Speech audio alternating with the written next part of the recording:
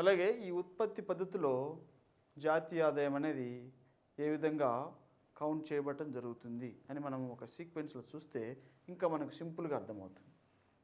ఉత్పత్తి పద్ధతి ఇప్పుడు చెప్పుకున్న అంశాలను మనం ఒక సీక్వెన్స్లో చూస్తే ఈజీగా అర్థమవుతుంది. ఇప్పుడు మనం ఏమనుకున్నాం, జీవీఓ అన్నాం.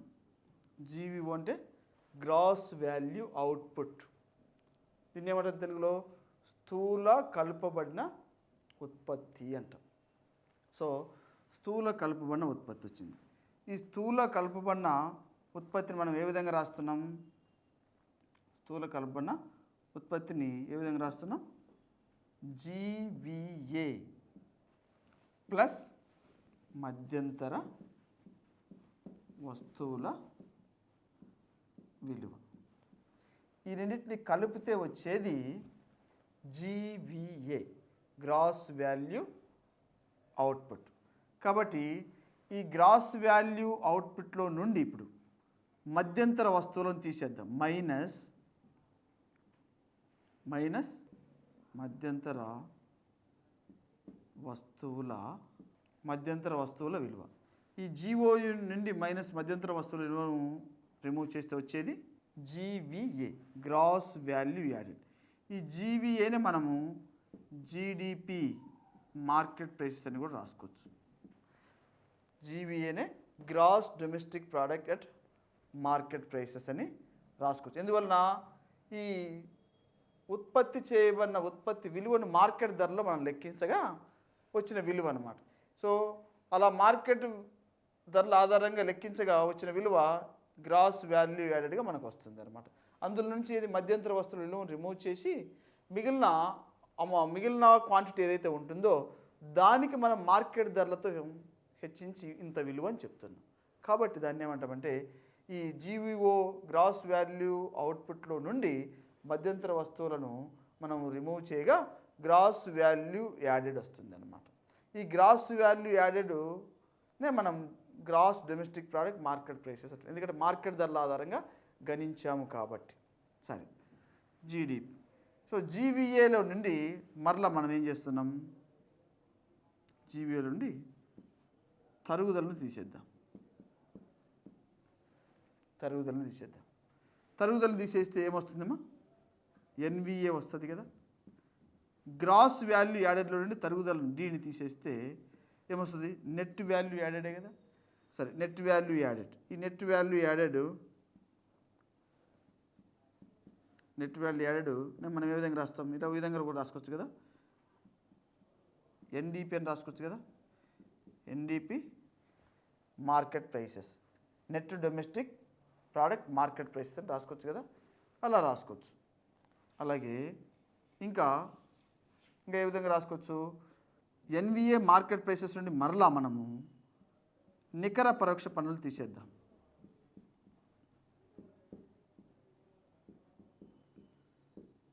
నికర పరోక్ష పన్నులు net 18.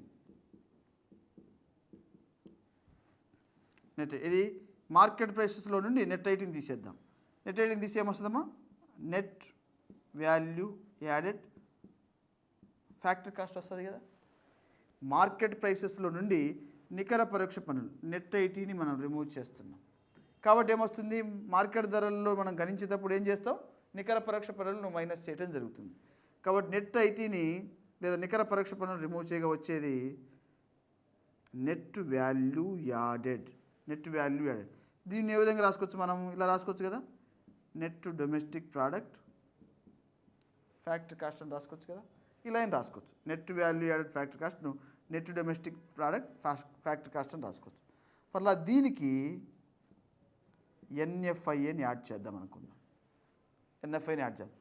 Net factor income from abroad. Net factor income from అబ్రాడ్ని యాడ్ చేస్తే ఏమొస్తుంది? అప్పుడు జీవీఏ. ఇప్పుడు ఏమైంది? నెట్. ఇక్కడ ఏం కలుపుతున్నాం? Net factor income from abroad అంటే ఇతర దేశాల నుంచి వచ్చిన ఆదాయాన్ని మనం కలుపుతూ ఉన్నాం. కాబట్టి ఏమొస్తుంది? ఇతర దేశాల నుంచి వచ్చే ఆదాయము కలిపినప్పుడు gross value added factor cost equal to, దీన్ని మనం ఏ విధంగా రాసుకోవచ్చు? ఎన్ఎన్పి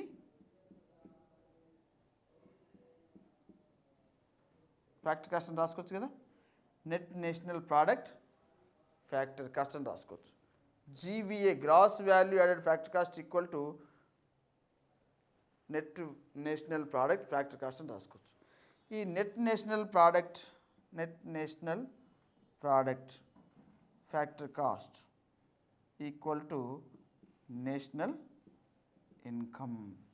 జీవీఏ ఫ్యాక్టర్ కాస్ట్ అన్న net national product factor cost అన్న నేషనల్ ఇన్కమ్ లేదా జాతీయ ఆదాయంగా మనం గణించడం జరుగుతుంది. ఈ విధంగా ఉత్పత్తి పద్ధతిలో ఈ అంశాలన్నింటినీ మనం పొందుపరిచి ఇంత ఉత్పత్తి జరిగింది, ఇంత విలువ వచ్చింది దానికి అని చెప్పడం జరుగుతుంది. ఈ విధంగా జాతీయ ఆదాయం ఉత్పత్తి పద్ధతిలో మెజర్ చేయటం జరుగుతుంది.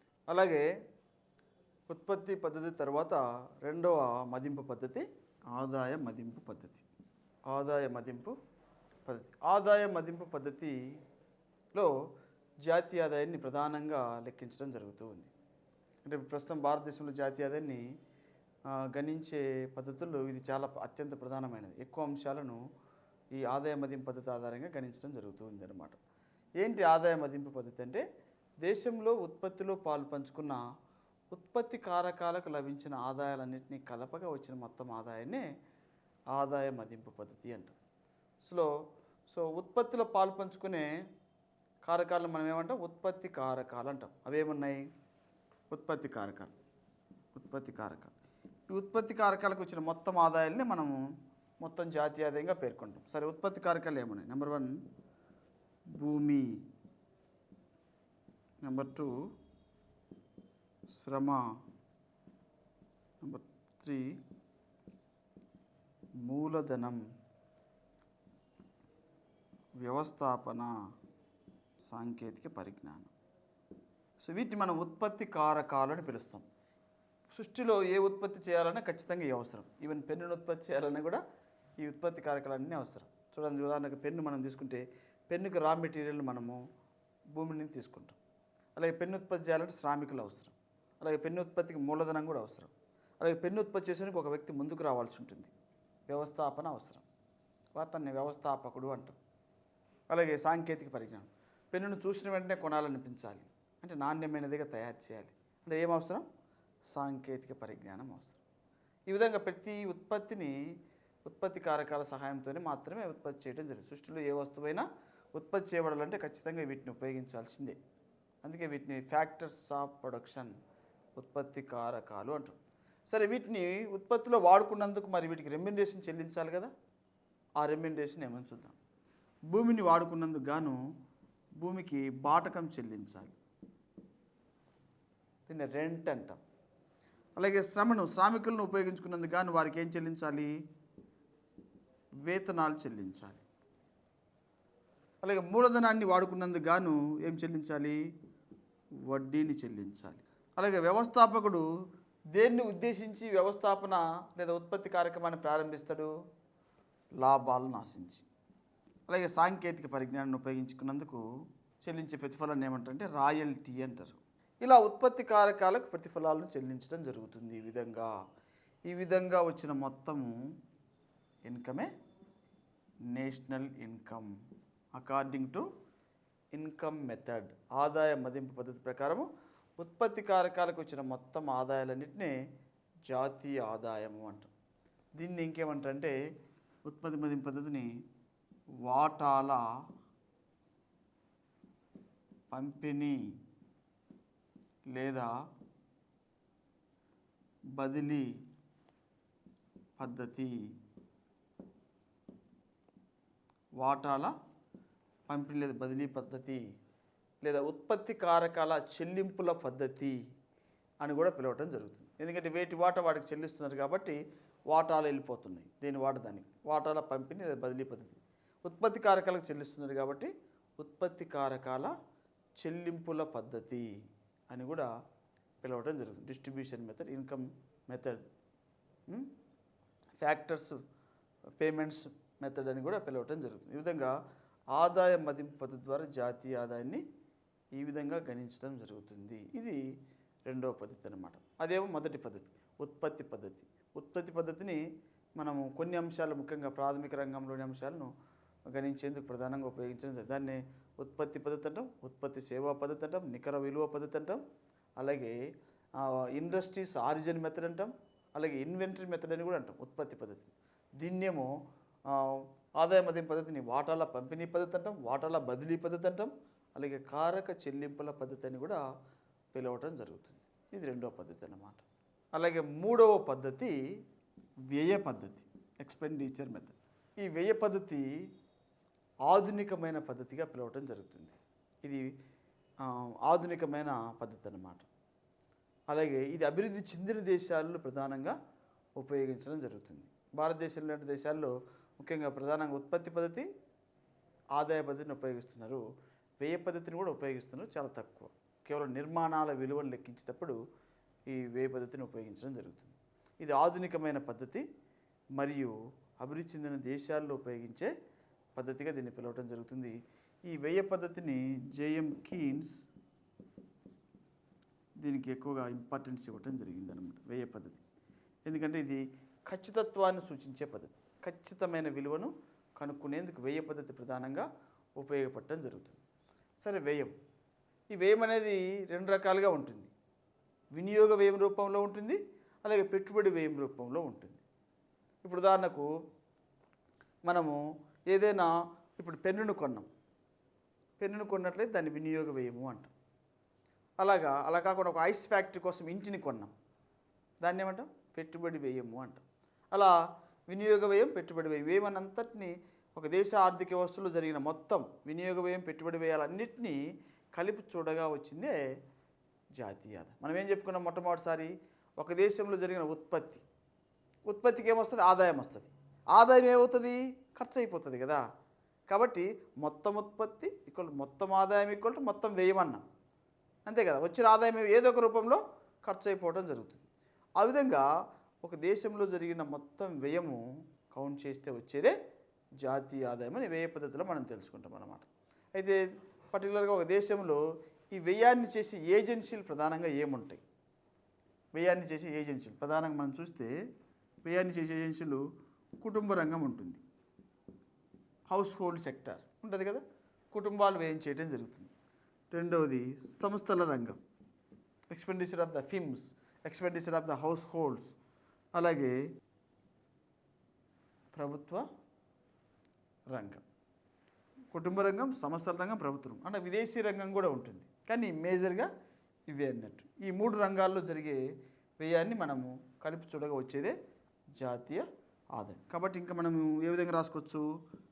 National income equal to expenditure of households అని రాసుకోవచ్చు కదా. Expenditure of the household sector అంటే కుటుంబ రంగం, హౌస్ హోల్డ్ సెక్టార్ కుటుంబ రంగం, plus expenditure of the firms అని రాసుకోవచ్చు కదా. ఫిర్మ్ అంటే సంస్థ అని. Expenditure of the firms plus expenditure of the government అని రాసుకోవచ్చు కదా. So national income equal to expenditure of the households, expenditure of the firms, expenditure of the government అని రాసుకోవచ్చు. ఈ విధంగా మనము ఈ మూడింటిని మనం చూస్తే ఇంకా దీన్ని ఏ విధంగా కూడా మనం చెప్పొచ్చు? కుటుంబ రంగము, పైదాన్ని కుటుంబ రంగము ప్లస్ సంస్థల రంగాన్ని ఏ విధంగా రాసుకోవచ్చు? ప్రైవేట్ రంగము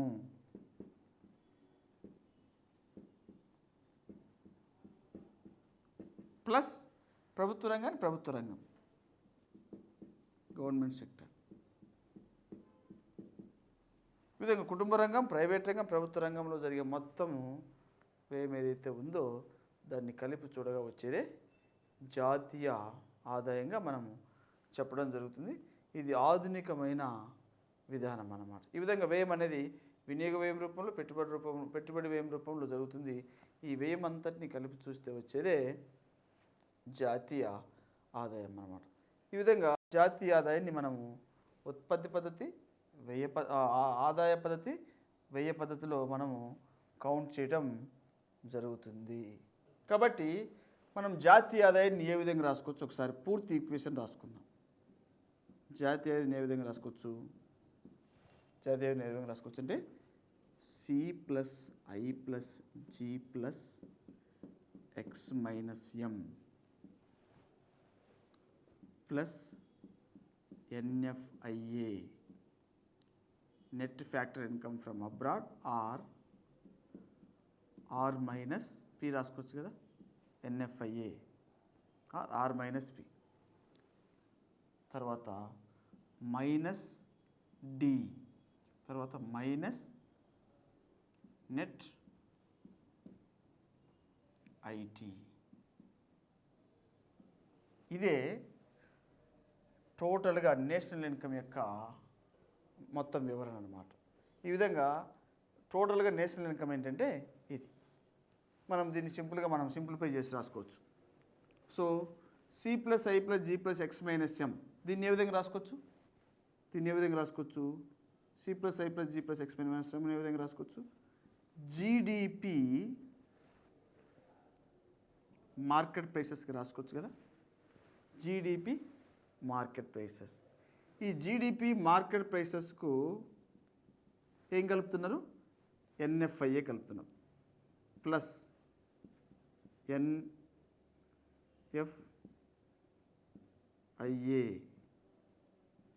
ఎన్ఎఫ్ఐఏ కలిపినప్పుడు ఏమొస్తుంది చెప్పాలి? జిఎన్పి మార్కెట్ ప్రైసెస్ వస్తుంది కదా. GDP market prices, gross domestic product market ప్రైసెస్కు net factor income from abroad లేదా ఆర్ మైనస్ పిని కలిపితే gross national product at market price వస్తుంది కదా. మరి ఇందులో నుంచి ఏం తీస్తున్నారు? మైనస్, ఇందులో నుండి మైనస్ డిప్రిసియేషన్, తరుగుదల తీస్తున్నారు. తరుగుదల తీసేస్తే ఏమొస్తుంది? తరుగుదల తీస్తే జిఎన్పి మార్కెట్ ప్రైసెస్లో తరుగుదల తీసేస్తే ఎన్ఎన్పి మార్కెట్ ప్రైసెస్ వస్తుంది కదా. జిఎన్పి మార్కెట్ ప్రైసెస్లో నుండి తరుగుదల తీసేసి ఏమొస్తుంది? ఎన్ఎన్పి మార్కెట్ ప్రైసెస్ వస్తుంది. ఎందుకంటే తరుగుదల పోగా గ్రాస్, ఇక్కడేం గ్రాస్, ఇక్కడ net. Gross national product market ప్రైసెస్లో నుండి తరుగుదల తీసేస్తున్నాను, డీని డిప్రిసియేషన్ తీసేస్తే net national product market prices వస్తుంది. ఇందులో నుండి మరలా ఈ నెట్ నేషనల్ ప్రోడక్ట్ మార్కెట్ ప్రైసెస్లో నుండి ఇంకేం తీస్తున్నాం? మైనస్ నెట్ ఐటీ, నికర పరోక్ష పన్నులు తీసేస్తున్నాం. నికర పరోక్ష పన్నులు తీసేస్తే ఏమొస్తుంది? ఎన్ఎన్పి మార్కెట్ ప్రైసెస్లో నెట్ ఐటీని తీసేస్తే ఏమొస్తుంది? Net national product factory cost వస్తుంది కదా. నెట్ నేషనల్ ఫ్యాక్టరీ కాస్ట్ వస్తుంది. దీన్ని మనము నేషనల్ ఇన్కమ్గా పరిగణించడం జరుగుతుంది. జాగ్రత్తగా వినాలి. ఇప్పుడు దీని వరకు మనకు అర్థమైంది. కాబట్టి దీన్ని మనం సింప్లిఫై చేసి రాస్తున్నాం. C plus I plus G plus X minus ఎంని జీడిపిగా రాసుకోవచ్చు. GDP at market prices.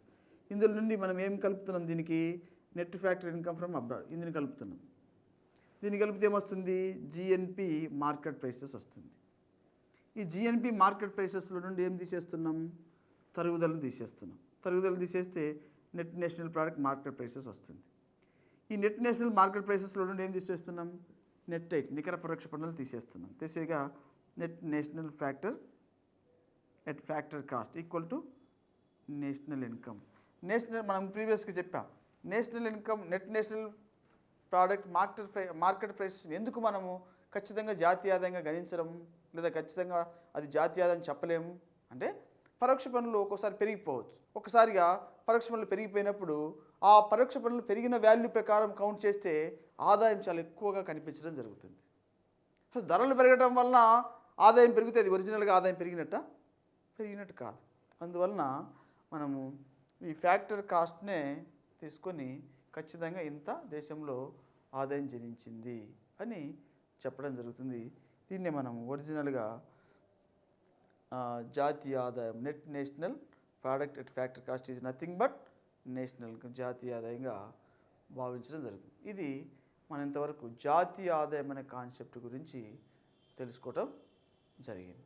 అలాగే ఇప్పుడు మనం జాతీయ ఆదాయం వరకు చూసాం. తర్వాత మళ్ళీ మనకు కొన్ని కాన్సెప్ట్స్ ఉన్నాయి. ఇప్పుడు ప్రైవేట్ ఆదాయం చూద్దాం. సో జాతీయ ఆదాయం అంటే అర్థం ఏమిటంటే, అది ప్రభుత్వ ఆదాయమైనా ప్రైవేట్ ఆదాయమైనా ఒకే మొత్తంగా చెప్తే అది జాతీయ ఆదాయం అవుతుంది. అయితే ప్రైవేట్ ఆదాయం ఏంటి అని మనం తెలుసుకునే ముందు ఈ ప్రైవేట్ ఆదాయాన్ని మనం తెలుసుకుంటున్నామంటే అర్థం ఏంటంటే ప్రభుత్వ ఆదాయం నుండి ప్రైవేట్ ఆదాయాన్ని డిఫర్ చేసి చూడటము అని అర్థం. సో జాతీయ ఆదాయం అంటే ప్రభుత్వ ఆదాయం ప్రైవేట్ ఆదాయం కలిపి జాతీయ ఆదాయం వస్తుంది. ఒక దేశంలో ఒక సంవత్సర కాలంలో ఉత్పత్తి అయిన అంతిమ వస్తు సేవల విలువను జాతీయ ఆదాయం అంటారు. ఇందులో ప్రభుత్వం యొక్క ఆదాయం ఏదైతే ఉంటుందో దాన్ని రిమూవ్ చేయగా వచ్చింది మిగిలినది ప్రైవేట్ ఆదాయం. కాబట్టి ప్రైవేట్ ఆదాయాన్ని మనం ఏ విధంగా కౌంట్ చేస్తామంటే ప్రైవేట్ ఆదాయం ఈక్వల్ టు నేషనల్ ఇన్కమ్, జాతీయ ఆదాయము లో నుండి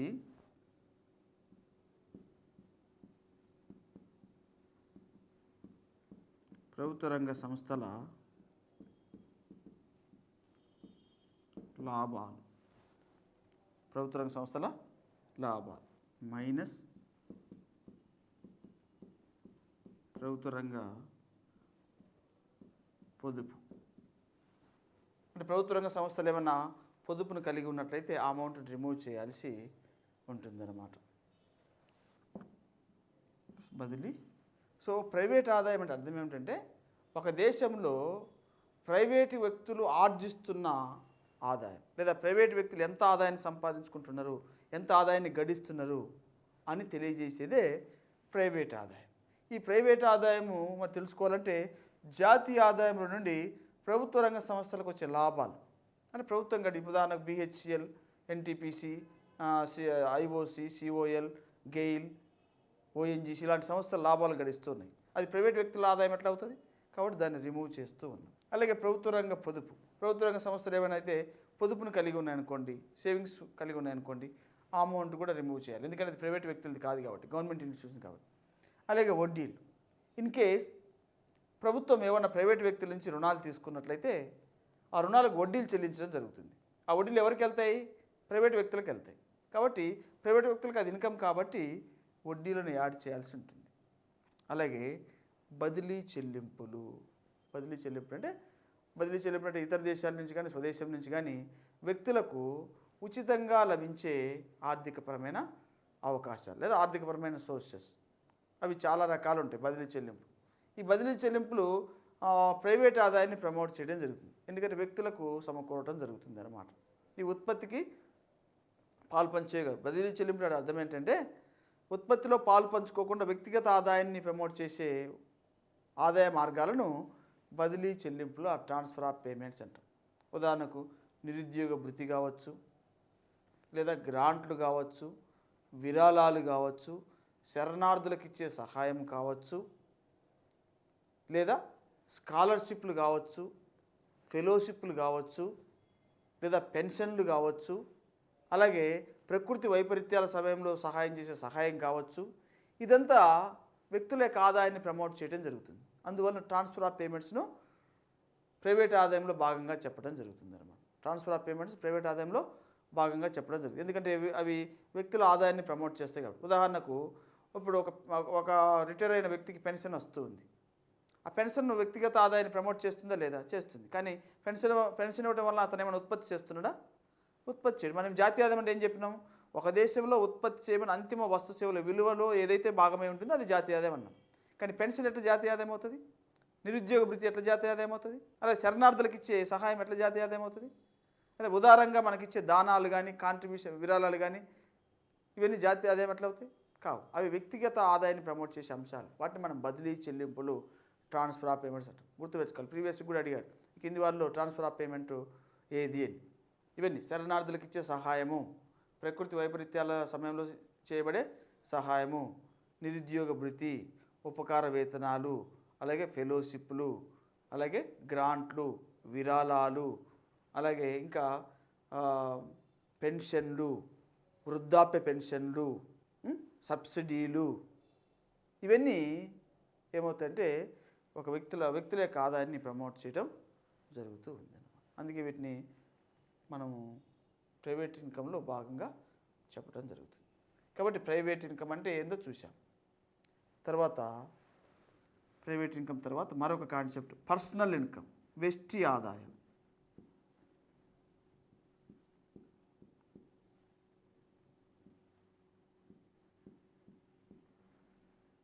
వెస్టి ఆదాయం.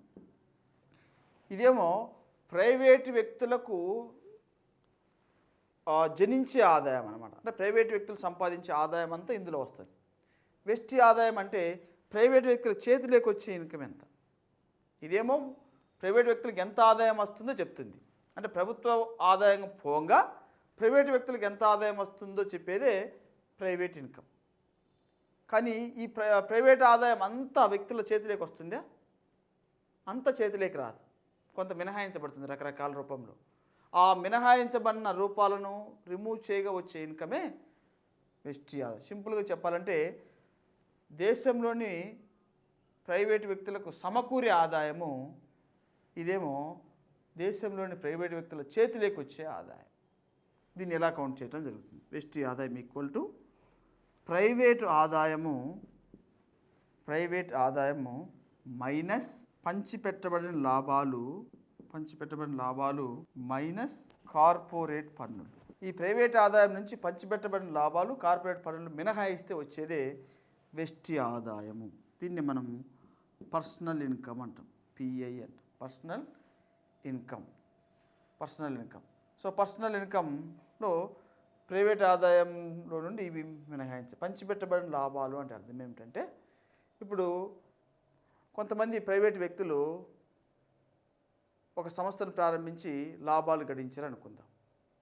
ఆ లాభాలు గడించిన ఇన్కంలో కొంత నిర్దిష్టమైన మొత్తాన్ని సపరేట్గా ఒక నిధిలాగా ఉంచేసి ఫర్దర్ అవసరాల కోసం దాన్ని అంటి ఉంచవచ్చు. అలాంటప్పుడు అది వ్యక్తిగత ఆదాయంలో ఎట్లా జమ అవటం జరుగుతుంది? ఉదాహరణకు ఒక 100 కోట్ల రూపాయలు ఆదాయం వచ్చింది అనుకుందాం ప్రైవేట్ వ్యక్తికి. అయితే ఈ 100 కోట్ల రూపాయల ఆదాయంలో ఒక 15 కోట్లను సపరేట్గా భవిష్యత్తు అవసరాల కోసం, భవిష్యత్తులో వినియోగించే పర్పస్లో దాన్ని సపరేట్ చేశాడు అనుకుందాం. అప్పుడు దాన్ని ఏమంటారంటే పంచిపెట్టబడిన లాభంగా పరిగణించడం జరుగుతుంది అన్నమాట.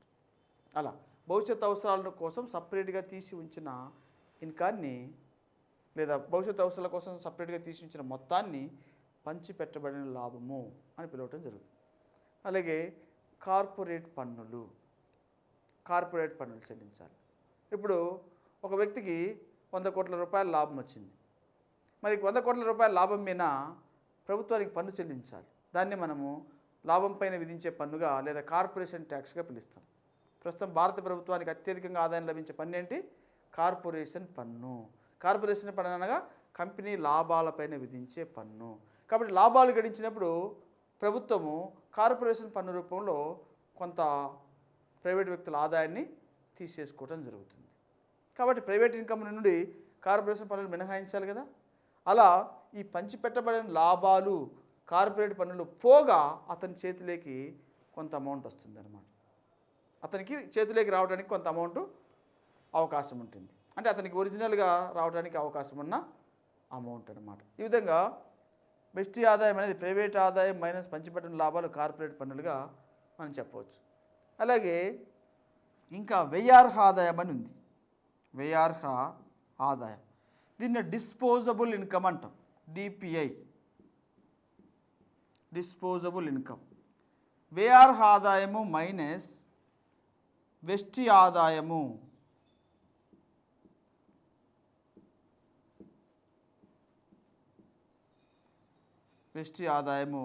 మైనస్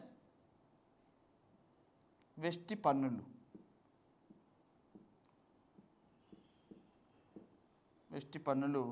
వీటిని మనము టీడీ అని కూడా రాసుకోవచ్చు, డైరెక్ట్ పన్నులు, పెనాల్టీలు. వ్యయార్హ ఆదాయం ఈక్వల్ టు వెస్టి ఆదాయము మైనస్ వెస్టి పన్నులు. మనం డైరెక్ట్ ట్యాక్సేషన్ రూపంలో చెప్తాం. అలాగే పెనాల్టీలు అంటే ఒక వ్యక్తికి వచ్చిన ఆదాయంలో నుండి మరలా డైరెక్ట్ ట్యాక్సెస్ రూపంలో, వెస్టి పన్నుల రూపంలో కొంత అమౌంట్ వెళ్ళిపోవడం జరుగుతుంది. అలాగే పెనాల్టీలు ఏమన్నా అతను బేర్ చేయాల్సి ఉంటే అది కూడా వెళ్ళిపోవడం జరుగుతుంది. అది పోగా వచ్చిన ఇన్కమ్ ఏదైతే ఉంటుందో దాన్నే మనం వ్యయము చేయటానికి అర్హత కలిగిన ఆదాయంగా చెప్పడం జరుగుతుంది. దాన్ని డిస్పోజబుల్ ఇన్కమ్ అని పిలుస్తారు. వ్యయార్హ ఆదాయము అంటే వెస్టి ఆదాయం వచ్చింది మొత్తాన్ని మనము ఖర్చు చేయడానికి వీల్లేదు. ఎందుకంటే డైరెక్ట్ ట్యాక్సెస్ మనము పే చేయాల్సి ఉంటుంది. ఉదాహరణకు ఇప్పుడు ఇన్కమ్ ట్యాక్స్ ఉంది, ఇన్కమ్ ట్యాక్స్ లిమిట్ ఉంది. ఇన్కమ్ ట్యాక్స్ లిమిట్ ఏముంది? ఇప్పుడు మనం గమనిస్తే బడ్జెట్లో 2,50,000 మించి ఆదాయం వచ్చే వాళ్ళపైన ప్రభుత్వం ఇన్కమ్ ట్యాక్స్ వసూలు చేస్తుంది. సో 2,50,000 మించి మనకు ఆదాయం వస్తున్నప్పుడు ప్రభుత్వం మనకు చెప్పకుండా కట్ చేసేసుకుంటుంది అనమాట. అలాగే ఇంకా వెస్ట్ పన్నుల్లో ప్రొఫెషన్ ట్యాక్స్ ఉంటుంది, వృత్తి పన్ను అని, దాన్ని కూడా గవర్నమెంట్ కట్ చేసుకుంటూ ఉంటుంది. అలాగే ఏదైనా మనం తప్పులు చేసినామనుకోండి పెనాల్టీలు విధిస్తారు. ఉదాహరణకు మనం ఏదైనా తప్పు చేసినప్పుడు మనకు ఇంక్రిమెంట్లు కట్ చేయటము, మనకు రావాల్సిన బోనస్లు ఆపేయటము, లేదా మన పైన ఏదైనా ఆర్థికపరమైన చర్య తీసుకొని మన శాలరీని తగ్గించేయటము, డిమోషన్ చేయటము, ఇలాంటివి కూడా ఉంటాయి. అలాంటప్పుడు వాటిని రిమూవ్ చేయాలి కదా. అలా రిమూవ్ చేయగా వచ్చిన ఆదాయమే మన చేతిలోకి వస్తుంది, దాన్ని మనం ఖర్చు చేసుకోవచ్చు. అలా ఈ వ్యయార్హ ఆదాయం అనేది వెస్టి ఆదాయంలో నుండి వెస్టి పన్నులను రిమూవ్ చేయాలి. వెస్టి పన్నులు అంటే ఇప్పుడే చెప్పాం కదా, ఆదాయం పన్ను, అలాగే వృత్తి పన్ను లాంటి పన్నులు, వాటిని మనం డైరెక్ట్ ట్యాక్స్, టీడీ అంటే డైరెక్ట్ ట్యాక్సెస్ అని. వెస్టి పన్నులు, ఆదాయం పన్ను, వృత్తి పన్ను లాంటివి రిమూవ్ చేయాలి. అలాగే మైనస్ పెనాల్టీలు. పెనాల్టీలు అంటే ఏదైనా తప్పు చేసినప్పుడు ప్రభుత్వం మన పైన పెనాల్టీ వేసి దాన్ని చెల్లించాల్సి ఉంటుంది. ఈ అమౌంట్ పోగా ఏదైతే అమౌంట్ వస్తుందో అదే వ్యయార్హ ఆదాయము, వ్యయము చేయటానికి అర్హత కలిగిన ఆదాయము అని అర్థం. వ్యయము చేయటానికి అర్హత కలిగిన ఆదాయము అని చెప్పొచ్చు అన్నమాట. దీని డిస్పోజబుల్ ఇన్కమ్ అంటాం. వ్యయార్హ ఆదాయం ఈక్వల్ టు పొదుపు ప్లస్ వినియోగంగా రాసుకోవచ్చు, లేదా equal to savings plus consumption. So disposable income అనేదాన్ని సాధారణంగా ఒక వ్యక్తి ఏం చేస్తాడంటే మనకు కొంత ఆదాయం వచ్చిన ఆదాయాన్ని మొత్తం మనం ఖర్చు చేసుకోవచ్చు, నో ప్రాబ్లం. కానీ తెలివి కల వాళ్ళు ఏం చేస్తారు, కొంత పొదుపు చేసుకుంటారు, కొంత ఖర్చు చేసుకోవడం జరుగుతుంది. మన చేతిలోకి వచ్చిన ఆదాయం ఏదైతే ఉందో ఇప్పుడు ఎన్ని పోగా వ్యయార్హ ఆదాయం వస్తుంది. ఒక 20,000 వచ్చింది అనుకుందాం. ఈ 20,000 ఖర్చు చేసుకోవచ్చు, మనకు అవకాశం ఉంది. కానీ జనరల్గా ఏం చేస్తారు, ఆ 20,000లో ఒక 5,000 దాచుకొని ఒక 15,000 ఖర్చు చేసుకోవడం జరుగుతుంది. అలా డిస్పోజబుల్ ఇన్కమ్ను సేవింగ్స్ ప్లస్ కన్జంప్షన్ అని రాసుకోవచ్చు. లేదా సేవింగ్స్ ఈక్వల్ టు అన్నాడు. సేవింగ్స్ని ఎట్లా కనుక్కుంటామంటే డిపిఐ మైనస్ సి అని రాయొచ్చు కదా. డిస్పోజబుల్ ఇన్కమ్ మైనస్ కన్జంప్షన్ పోగా వచ్చేదే సేవింగ్స్. అలాగే సిని కనుక్కునేటప్పుడు, కన్జంప్షన్ కనుక్కునేటప్పుడు డిస్పోజబుల్ ఇన్కమ్ మైనస్ సేవింగ్స్ రాసుకోగా వచ్చేదే కన్జంప్షన్. ఈ విధంగా వెస్టి ఆదాయం అనేది, వెస్టి ఆదాయంలో నుండి అవి తీసేస్తే వ్యయార్హ ఆదాయం వస్తుంది. వ్యయార్హ ఆదాయం అనేది ఈ రెండింటి కలయిక కూడా మనము చెప్పుకోవచ్చు. అలాగే తలసరి ఆదాయం PCI, per capital income, already మనం ఇంతకుముందు చెప్పాం. దేశంలో ఒక్కొక్క తలకి ఎంత ఆదాయం వస్తుంది అనే దాన్ని ఏ విధంగా కౌంట్ చేస్తాం? నేషనల్ ఇన్కమ్, జాతీయ ఆదాయం బై జనాభా. పర్ క్యాపిటల్ ఇన్కమ్, తలసరి ఆదాయం అని. పర్ క్యాపిటల్ ఇన్కమ్ అంటే తలసరి ఆదాయం. దీన్ని ఆ దేశానికి ఎంత ఆదాయం వస్తుంది సంవత్సరానికి, ఆ దేశంలో ఎంతమంది ప్రజలు ఉన్నారు ఆ సంవత్సరంలో, విభజించి వచ్చేదే తలసరి ఆదాయము. కాబట్టి ఈ కాన్సెప్ట్స్ అన్నీ కూడా ఇందులో మనం గమనిస్తాం. జాతీయ ఆదాయం, ప్రైవేట్ ఆదాయం, వెస్టి ఆదాయం, వ్యయార్హ ఆదాయం, తలసరి ఆదాయం, ఇలా ఈ కాన్సెప్ట్స్ అన్నిటిని మనము జాతీయ ఆదాయంలో నేర్చుకోవడం జరుగుతుంది. అలాగే ఇప్పుడు చెప్పిన కాన్సెప్ట్స్ అన్నిటిని మనము ఒక చిన్న టేబుల్ ఫామ్లో రాసేస్తే మనకి ఇంకా సింపుల్గా అర్థమవటం జరుగుతుంది. సో జాతీయ ఆదాయాన్ని మనము జీడిపి మార్కెట్ ప్రైసెస్లో చెప్తాం. Gross domestic product. ఈ గ్రాస్ డొమెస్టిక్ ప్రోడక్ట్కు మనం ఎన్ఎఫ్ఐఏని యాడ్ చేసామనుకుందాం. ఈ టేబుల్ బాగా గమనిస్తే మనకు సింపుల్గా అర్థమవటం జరుగుతుంది. గ్రాస్ డొమెస్టిక్ ప్రోడక్ట్, స్థూల దేశీయ ఉత్పత్తి. దీనికి ఎన్ఎఫ్ఐని యాడ్ చేస్తే ఏమొస్తుంది? ఎన్ఎఫ్ఐని యాడ్ చేస్తే జిఎన్పి మార్కెట్ ప్రైసెస్ వస్తుంది అన్నమాట. జీడిపి మార్కెట్ ప్రైస్కి ఎన్ఎఫ్ఐని యాడ్ చేస్తే ఏమొస్తుంది? జిఎన్పి మార్కెట్ ప్రైసెస్ వస్తుంది. దీనికి తరుగుదలను తీసేద్దాం అనుకుందాం. తరుగుదల తీసేస్తే ఏమొస్తుంది నెట్ నేషనల్ ప్రోడక్ట్ వస్తుంది కదా, net national product market price వస్తుంది. ఓకే, ఈ నెట్ నేషనల్ ప్రోడక్ట్ మార్కెట్ ప్రైస్లో నుండి మరలా నెట్ ఐటీ తీసేద్దాం. Net IT indirect taxes. Net IT అంటే ఇండైరెక్ట్ ట్యాక్స్ తీసేసి ఏమొస్తుంది ఎన్ఎన్పి ఫ్యాక్టరీ కాస్ట్ వస్తుంది కదా. Net national product minus net ఐటీని తీసేస్తే ఏమొస్తుంది net national product factory cost వస్తుంది. దీన్ని మనము ఒరిజినల్గా నేషనల్ ఇన్కమ్ అని కూడా పిలుస్తామని చెప్పాం. జాతీయ ఆదాయంగా పిలుస్తాం. మరి ఇందులో నుండి మైనస్ గవర్నమెంట్ ప్రాఫిట్స్, అలాగే government savings plus interest plus transfer of payments. So ఈ నెట్ నేషనల్ ప్రోడక్ట్ ఫ్యాక్టరీ కాస్ట్ల నుండి గవర్నమెంట్ ప్రాఫిట్స్, ప్రభుత్వ రంగ సంస్థలకు లభిస్తున్న లాభాలను రిమూవ్ చేస్తాం. అలాగే ప్రభుత్వ రంగ సంస్థలు చేస్తున్న పొదుపును రిమూవ్ చేస్తాం. అలాగే ప్రభుత్వ రంగము ప్రైవేటు వ్యక్తుల నుంచి రుణాలు కింద తీసుకున్నట్టయితే వారికి చెల్లించే వడ్డీలను ఏం చేయాలా యాడ్ చేస్తున్నాం. అలాగే ట్రాన్స్ఫర్ ఆఫ్ పేమెంట్స్, బదిలీ చెల్లింపులను ఇప్పుడే చెప్పాం. ఈ బదిలీ చెల్లింపులను యాడ్ చేస్తే ఏమొస్తుందంటే ప్రైవేట్ ఇన్కమ్ వస్తుంది అన్నమాట. సో ఇవి తీసేసి ఇవి రిమూవ్ చేస్తే ప్రైవేట్ ఇన్కమ్ వస్తుంది. అంటే దేశంలో ఉన్న ప్రైవేట్ వ్యక్తులకు లభించే ఆదాయం అన్నమాట. సరే, ఈ ప్రైవేట్ ఇన్కంలో నుండి అన్డిస్ట్రిబ్యూటెడ్ ప్రాఫిట్స్ మరియు కార్పొరేషన్ ట్యాక్సెస్ను రిమూవ్ చేశారనుకుందాం. అప్పుడు ఏమొస్తుంది ఈ ప్రైవేట్ ఇన్కంలో నుండి అన్డిస్ట్రిబ్యూటెడ్ ప్రాఫిట్స్ కార్పొరేషన్ ట్యాక్సెస్ను రిమూవ్ చేస్తే ఏమొస్తుంది పర్సనల్ ఇన్కమ్ వస్తుంది.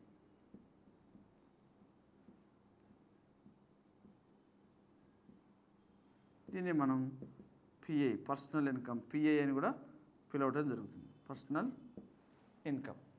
ఓకే, ఈ పర్సనల్ ఇన్కంలో నుండి మైనస్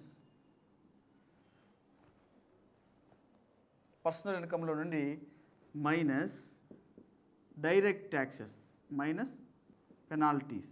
పర్సనల్ ఇన్కంలో నుండి లేదా వెస్టీ ఆదాయం నుండి డైరెక్ట్ ట్యాక్సెస్ ఇప్పుడే చెప్పాం కదా, ఆదాయం పన్ను, వృత్తి పన్ను లాంటివి తీసేసి వాటితో పాటు ఏమైనా పెనాల్టీని విధించబడి ఉంటే ఆ పెనాల్టీని కూడా చెల్లించాల్సి ఉంటుంది. కాబట్టి వాటిని కూడా రిమూవ్ చేస్తే వచ్చేదేంటి డిస్పోజబుల్ ఇన్కమ్. ఈ డిస్పోజబుల్ ఇన్కమ్ మనం ఏ విధంగా రాసుకోవచ్చని చెప్పాము, కన్జంప్షన్ ప్లస్ సేవింగ్స్ అని రాసుకోవచ్చని చెప్పాము. అలాగే డిస్పోజబుల్ ఇన్కమ్ నుండి సీని మినహాయిస్తే సేవింగ్స్ వస్తుంది. అలాగే డిస్పోజబుల్ ఇన్కమ్ నుండి ఎస్ని మినహాయిస్తే ఏమొస్తుంది కన్జంప్షన్ వస్తుంది. అంటే మొత్తం అంతా వినియోగం చేయబడటం జరుగుతుంది. ఈ విధంగా మనము ఈ జాతీయ ఆదాయాన్ని టేబుల్ ఫామ్లో మొత్తం వివరించుకోవచ్చు. గమనించాలి, జాతీయ ఆదాయం GDP at market prices, gross domestic product at market prices. దీనికి net factory income from abroad R-P అని కూడా అంటామని చెప్పాం. దీన్ని రిసీట్స్ పేమెంట్స్, ఒక దేశం నుంచి వచ్చే రిసీట్స్ ఆదాయము, ఒక దేశానికి చేసే చెల్లింపు పేమెంట్స్. దాన్ని మనం net factory income from abroad అంటాం, నికర విదేశీ కారక ఆదాయం అంటాం. సో దీనికి ఇది యాడ్ చేస్తే ఏమొస్తుంది GNP మార్కెట్ ప్రైసెస్ వస్తుంది. గ్రాస్ నేషనల్ ప్రోడక్ట్, ఇక్కడ ఏమి డొమెస్టిక్, ఇక్కడ నేషనల్. అంటే నేషనల్ జాతీయ అనే పదంలో విదేశీ ఆదాయం కూడా యాడ్ అవుతుందని మనం ముందుగానే చెప్పాం. గ్రాస్ నేషనల్ ప్రోడక్ట్, స్థూల జాతీయ ఉత్పత్తి. అలా సో స్థూల జాతీయ ఉత్పత్తి వచ్చింది ఇది కలపటం వల్ల. ఇందులో నుండి తరుగుదల తీసేసాం. తరుగుదల తీసేస్తే ఏమొచ్చింది తరుగుదల, గ్రాస్లో నుండి తరుగుదల తీసేస్తే ఏమొస్తుంది నెట్ వస్తుంది అని ఒకటే కొండ గుర్తు. నెట్ అంటే అర్థం ఏంటంటే అందులో తరుగుదల తీసివేయబడింది అని. నికరా కొండ గుర్తు ఏంటంటే నికరా అని కనిపించింది అనుకోండి, అది తరుగుదల చేత మినహాయించబడింది, తరుగుదలను రిమూవ్ చేయబడింది అని అర్థం అన్నమాట. Net national product market prices. ఇందులో నుండి మరలా నెట్ నేషనల్ మార్కెట్ ప్రైసెస్లో నుండి నెట్ ఐటీ మనం ఏం చెప్పాము, పరోక్ష పన్నులు మైనస్ సబ్సిడీలు అని చెప్పాం. పరోక్ష పన్నుల్లోని సబ్సిడీలు మినహాయించగా వచ్చేదే నెట్ రైట్. నికరంగా పరోక్ష పన్నుల్లో నుండి సబ్సిడీలు మినహాయించగా వచ్చిన దాన్ని నెట్ రైట్ అంటాం. దాన్ని మినహాయిస్తే వచ్చేది ఏంటి? Factor cost. A factor cost? Net national product minus net right equal to net national product factor cost అని చెప్పాం. మనం ఇంతకుముందే చెప్పాం, మార్కెట్ ధరల్లో పరోక్ష పన్నులు యాడ్ అవుతాయి, అలాగే సబ్సిడీలు మినహాయించబడతాయి. కారక ధరల్లో పరోక్ష పన్నులు మినహాయించబడతాయి, సబ్సిడీలు యాడ్ అవుతాయి అని చెప్పాం. సో అలా పరోక్ష పన్నులకు సబ్సిడీలకు మధ్య ఉన్న వ్యత్యాసం ఏదైతే ఉంటుందో ఆ విలువను నెట్ ఐటీ అంటాం. కాబట్టి మార్కెట్ ప్రైసెస్లో పరోక్ష పన్నులు యాడ్ అయి ఉంటాయి కాబట్టి దాంట్లో నుండి ఆ పరోక్ష పన్నులు ఎంతైతే ఉందో ఆ యొక్క వాల్యూ దాన్ని మినహాయించక వచ్చేదే factor cost. NNP factor cost, లేదా దీన్ని మనం ఒరిజినల్గా నేషనల్ ఇన్కమ్, జాతీయ ఆదాయం అంటాం. ఈ జాతీయ ఆదాయం అనేది ఇప్పుడు net national product or national income factor cost equal to nothing but జాతీయ ఆదాయం. జాతీయ ఆదాయం అంటే ఏంటి? ప్రైవేట్ ఆదాయము, పబ్లిక్ ఆదాయం. ప్రైవేట్ వ్యక్తుల ఆదాయము, ప్రభుత్వ రంగ ఆదాయం రెండింటిని కలిపి చెప్తే దాన్ని జాతీయ ఆదాయం అంటాం. మరి ఇప్పుడు ప్రైవేట్ వ్యక్తుల ఆదాయమే కనుక్కోవాలి కాబట్టి జాతీయ ఆదాయముల నుండి ఏం చేయాలి? ఈ జాతీయ ఆదాయముల నుండి ప్రభుత్వ రంగానికి వచ్చే ప్రాఫిట్స్, ప్రభుత్వ రంగానికి వచ్చే లాభాలు, ప్రభుత్వ రంగ సంస్థల లాభాలు కావచ్చు, ఇతరత్ర ప్రభుత్వ రంగం చేసే సేవింగ్స్ కావచ్చు, గవర్నమెంట్కి వచ్చే టోటల్ ఇన్కమ్ అనమాట, వాటిని మైనస్ చేయాలి. ఇది ప్రైవేట్ ఇన్కమ్ తెలుసుకోవాలంటే. అలాగే ప్రైవేట్ వ్యక్తులకు అడిషనల్గా సమకూరే ఇన్కమ్, ప్రభుత్వ రంగం ప్రైవేట్ వ్యక్తుల నుంచి ఏమైనా రుణాలు తీసుకున్నట్లయితే ఆ రుణాలపైన వడ్డీ ఇవ్వడం జరుగుతుంది ఆ వ్యక్తులకు, అది వారికి ఇన్కమ్గా పరిణమించడం జరుగుతుంది కాబట్టి దీన్ని ప్లస్ చేశాం. అలాగే ట్రాన్స్ఫర్ ఆఫ్ పేమెంట్స్, బదిలీ చెల్లింపులు ఇప్పుడే చెప్పాం కదా. బదిలీ చెల్లింపులు అనేది ప్రైవేట్ ఇన్కాన్ని ప్రమోట్ చేస్తాయి. ఏమున్నాయి? పెన్షన్లు, నిరుద్యోగ భృతి, ఉపకార వేతనాలు, అలాగే వృద్ధాప్య పెన్షన్లు, రాయితీలు, గ్రాంట్లు, విరాళాలు, ఇవన్నీ కూడా వ్యక్తుల యొక్క ఆదాయాన్ని ప్రమోట్ చేస్తాయి కాబట్టి పర్సనల్ ఇన్కంలో వాటిని యాడ్ చేయడం జరుగుతుంది. సరే, ఇది ప్రైవేట్ ఇన్కంలో యాడ్ చేయడం జరుగుతుంది. ఇది ప్రైవేట్ ఇన్కమ్ అన్నమాట. ఈ ప్రైవేట్ ఇన్కమ్ అంటే ప్రైవేటు వ్యక్తులకు వచ్చే ఆదాయం, తీసుకునే ఆదాయం కాదు. ప్రైవేట్ వ్యక్తులకు ఎంతైతే ఆదాయం వస్తుందో దాన్ని సూచించేది ప్రైవేట్ ఇన్కమ్. కానీ పర్సనల్ ఇన్కమ్ అంటే ప్రైవేట్ వ్యక్తులు తీసుకునే ఆదాయం. ప్రైవేట్ వ్యక్తులు తీసుకునే ఆదాయం ఎలా వస్తుంది? ప్రైవేట్ ఇన్కంలో నుండి అన్డిస్ట్రిబ్యూటెడ్ ప్రాఫిట్స్ను రిమూవ్ చేస్తే, అలాగే కార్పొరేషన్ ట్యాక్స్ను రిమూవ్ చేస్తే వచ్చేదే పర్సనల్ ఇన్కమ్. ఇప్పుడే చెప్పాం కదా, 100 కోట్లు వస్తుంది అనుకోండి, 100 కోట్లలో ఒక 15 కోట్లు భవిష్యత్తు అవసరాల కోసం సపరేట్గా ఫండ్గా పెట్టేశారు. అలాగే కార్పొరేషన్ ట్యాక్స్ను ప్రపోర్షన్ ప్రకారం గవర్నమెంట్కి కట్టేసేసారు. ఇంకా రిమైనింగ్ ఉన్నది వారికి వచ్చే పర్సనల్ ఇన్కమ్. ఇది వెస్టి ఆదాయం అంటాం. ఈ వెస్టి ఆదాయంలో కూడా మరలా ఒరిజినల్గా జోబులోకి వచ్చే ఇన్కమ్ ఎంత అని చూస్తే, ఈ వెస్టి ఆదాయం లేదా పర్సనల్ ఇన్కంలో నుండి డైరెక్ట్ ట్యాక్సెస్ అంటే ఆదాయం పన్ను, వృత్తి పన్ను లాంటివి మినహాయించేసి, అలాగే పెనాల్టీలు ఏమైనా విధించబడి ఉంటే ఆ పెనాల్టీలు కూడా చెల్లించేస్తే ఒరిజినల్గా జేబులోకి వచ్చే ఆదాయము డిస్పోజబుల్ ఇన్కమ్, వ్యయార్హ ఆదాయము అంటాం. ఈ వ్యయార్హ ఆదాయాన్ని ఒక వ్యక్తి మొత్తమైన ఖర్చు చేసేయచ్చు, లేదా కొంత వ్యయం చేసి కొంత పొదుపుగా ఉంచుకోవచ్చు. కాబట్టి వ్యయార్హ ఆదాయాన్ని C+Sగా మనం C+Sగా రాశాం. అయితే ఈ వ్యయార్హ ఆదాయంలో ఉదాహరణకు కొంత వినియోగించాడు అనుకుందాం, ఇంకా పోగా ఏమొస్తుంది? సేవింగ్స్ వస్తుంది. వీటిని పర్సనల్ సేవింగ్స్ అంటాం. అలాగే ఈ వ్యయార్హ ఆదాయంలో నుండి కొంత పొదుపు చేశాడు అనుకుందాం, అది మినహాయి వ్యక్తిగత వినియోగము అని పిలవటం జరుగుతుంది. ఈ విధంగా నేషనల్ ఇన్కంలోని కాన్సెప్ట్స్ను మనం ఈ విధంగా డివైడ్ చేసుకుంటూ వీటిని మనం ఎవాల్యూట్ చేయటం జరుగుతుంది. దీన్ని మనం జాతీయ ఆదాయం సంబంధించిన సంపూర్ణ వివరణగా చెప్పుకోవచ్చు. ఈ టేబుల్ అర్థమైతే మనకు కాన్సెప్ట్ అంతా అర్థమైపోవడం జరుగుతుంది. సో ఇప్పటి వరకు మనము ఈ జాతీయ ఆదాయం అనే కాన్సెప్ట్లో ఉన్న వివిధ అంశాల గురించి చూసాం. అయితే ఈ జాతీయ ఆదాయాన్ని కౌంట్ చేయాల్సిన ఆవశ్యకత ఏముంది అని ఒకసారి మనం పరిశీలిస్తే, జాతీయ ఆదాయాన్ని ఎందుకు కౌంట్ చేయడం జరుగుతుంది? జాతీయ ఆదాయాన్ని కౌంట్ చేయాల్సిన ఆవశ్యకత ఏంటంటే అసలు ఒక దేశంలో సంవత్సరానికి ఎంత వృద్ధి జరుగుతుంది అని తెలుసుకోవాలంటే ఖచ్చితంగా జాతీయ ఆదాయాన్ని ఎప్పటికప్పుడు కౌంట్ చేయాల్సి ఉంటుంది.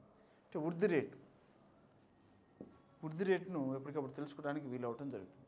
ఈ వృద్ధి రేటు కూడా ఎలా, పారిశ్రామిక రంగంలో ఎంత వృద్ధి రేటు జరిగింది, ప్రాథమిక రంగంలో ఎంత వృద్ధి రేటు జరిగింది, వ్యవసాయ రంగంలో ఎంత వృద్ధి రేటు జరిగింది, అలాగే ఉత్పత్తి రంగంలో ఎంత వృద్ధి రేటు జరిగింది, సేవా రంగంలో ఎంత వృద్ధి రేటు జరిగింది, ఇట్లా రంగాల వారిగా ప్రాథమిక రంగం, ద్వితీయ రంగం, తృతీయ రంగంలో ఎంత వృద్ధి జరిగింది, ఆ రంగాలు ఉపరంగాలు, వ్యవసాయ రంగంలో ఎంత వృద్ధి జరిగింది, ఉత్పత్తి రంగంలో ఎంత వృద్ధి జరిగింది, రవాణా సమాచారంలో ఎంత వృద్ధి జరిగింది, సాఫ్ట్వేర్ సర్వీసులో ఎంత వృద్ధి జరిగింది, ఇవన్నీ ఎప్పటికప్పుడు తెలుసుకోవడం ద్వారా ఏమవుతుందంటే తర్వాత విధానాల రూపకల్పనకు వీలవటం జరుగుతుంది అన్నమాట. అంటే ఫర్దర్లో ప్రభుత్వం ఎటువంటి విధానాలను రూపొందించి దేశాన్ని ఆర్థికంగా అభివృద్ధి పదంలో ముందుకు తీసుకెళ్లాలనో ఈ జాతీయ ఆదాయ అంచనాలను బట్టి ముందుకెళ్ళటానికి అవకాశం అనేది ఉంటుందన్నమాట. అలాగే పంచవర్ష ప్రణాళికల రూపకల్పన కూడా జాతీయ ఆదాయ అంచనాలను బట్టి జరుగుతుంది అన్నమాట. జాతీయ ఆదాయంలో ఉన్న ఆ యొక్క డాటాను బేస్ చేసుకొని పంచవర్ష ప్రణాళికల్లో టార్గెట్స్ నిర్ణయించి ఇంకా ఫర్దర్లో ఏ రంగం వెనుకబడింది తెలుసుకొని ఆ రంగాన్ని అభివృద్ధి చేయటం, ఆ రంగానికి కావాల్సిన ఎటువంటి వస్తువులు సదుపాయాలు సమకూర్చాలో వాటిని డిటర్మైన్ చేయటం, ఈ విధంగా పంచవర్ష ప్రణాళికలను ఎఫెక్టివ్గా దేశంలో ముందుకు నడిపించాలంటే మన దేశ యొక్క ఆర్థిక స్థితి అనేది ఎప్పటికప్పుడు తెలియాల్సి ఉంటుంది అన్నమాట.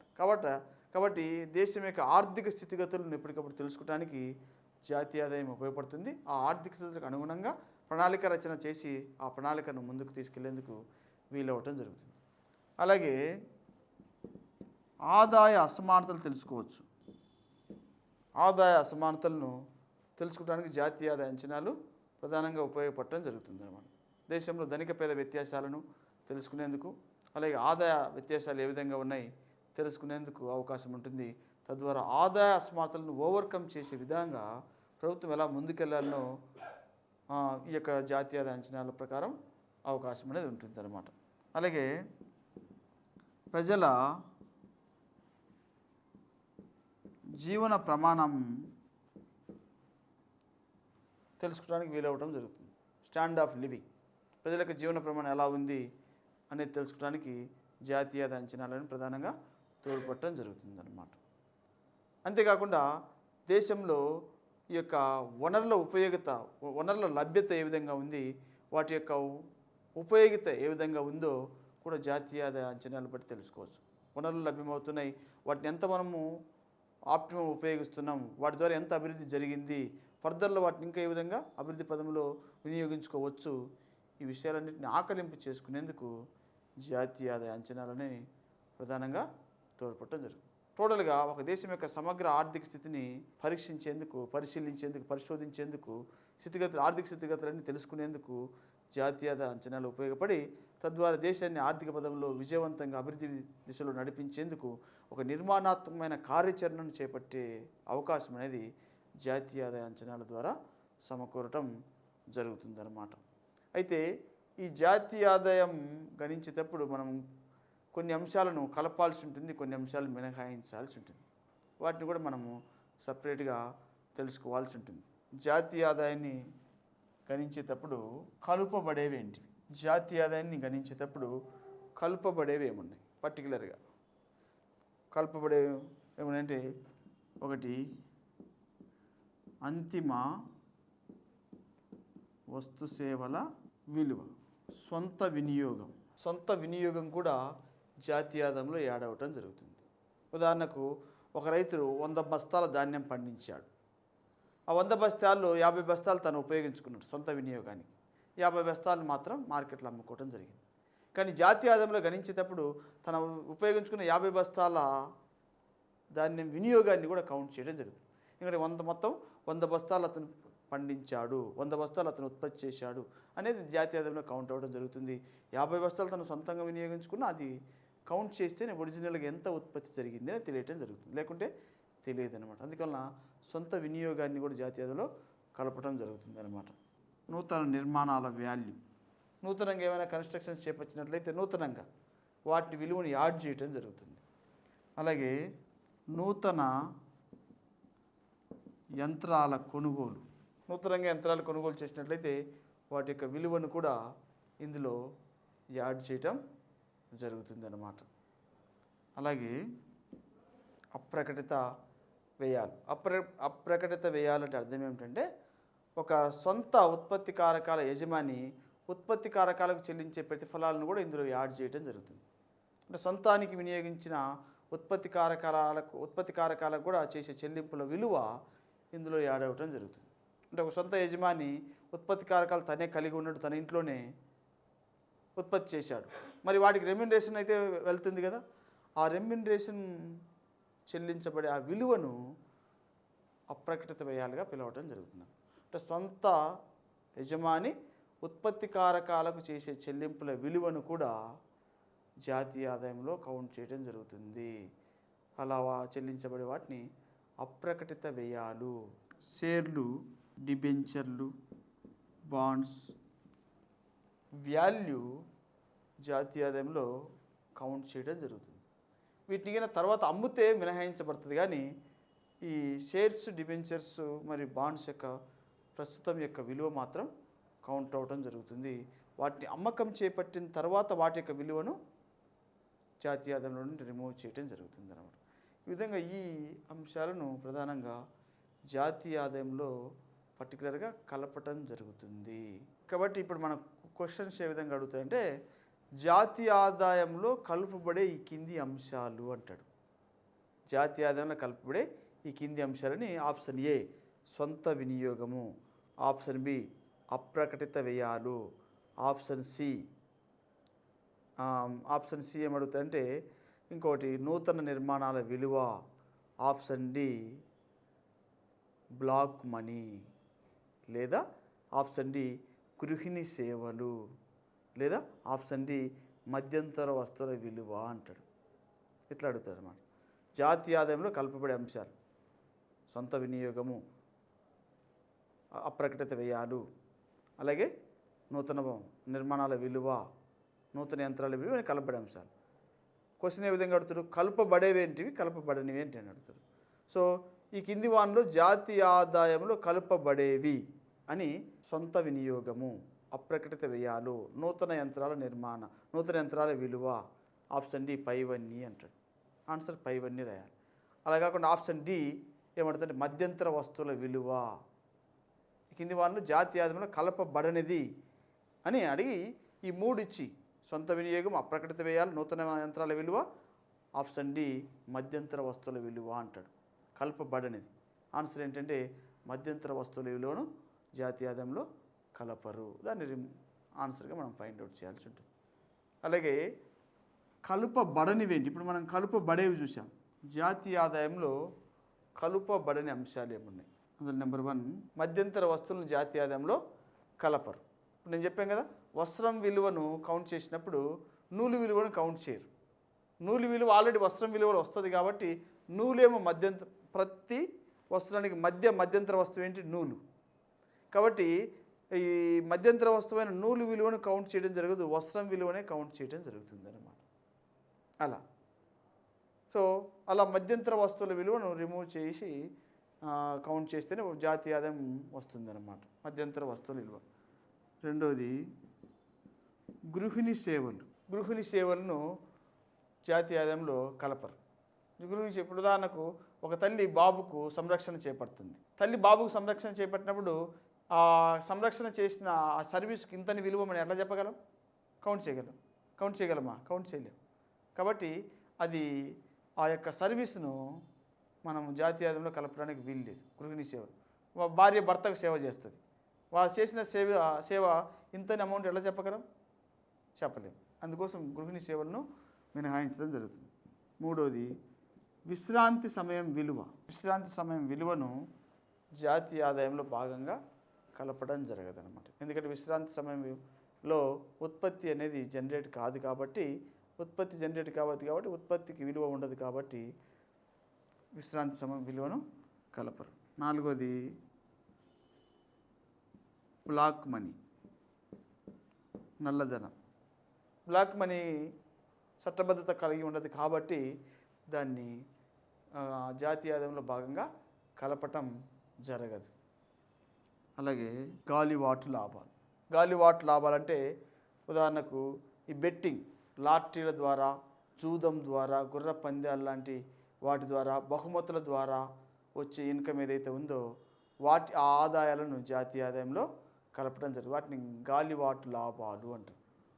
షేర్స్, బాండ్స్, డిబెంచర్ వీటి యొక్క అమ్మకం విలువను జాతీయ ఆదాయంలో కౌంట్ చేయడం జరగదు. అంటే వీటిని డిఫరెంట్ పర్సన్స్కి అమ్ముకోవడం జరుగుతుంది. అలా అమ్మకం చేయబడిన తర్వాత వచ్చే విలువను ఇందులో కౌంట్ చేయరు. ఏకపక్ష బదిలీలు.